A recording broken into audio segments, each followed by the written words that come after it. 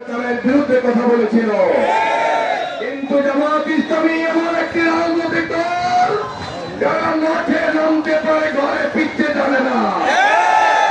আমরা কেয়ারটেকার সরকার সংবিধান অন্তর্ভুক্ত করেছিলাম, পুরো বিশ্ব জানে এই দাবি জামাত ইসলামী, ঠিক কিনা? কিন্তু হাসিনা কেয়ারটেকার সরকার সংবিধান থেকে বাদ দিয়ে সে আজকে ভারতে পালিয়ে যেতে বাধ্য হয়েছে।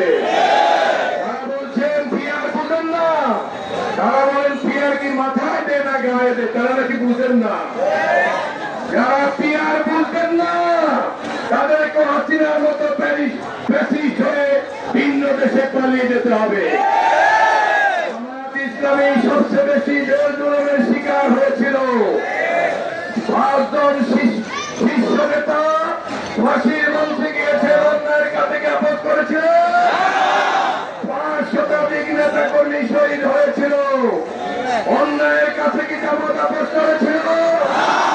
আজকে তত্ত্বাবধায়ক সরকারের প্রধানের কাছে দাবি জানাই, এই তত্ত্বাবধায়ক সরকার জুলাই আন্দোলনের মাধ্যমে আপনারা ক্ষমতা এসেছেন, আপনারা জুলাই সনদ সংবিধান অন্তর্ভুক্ত করে এর মধ্য দিয়ে নির্বাচনের ব্যবস্থা করুন।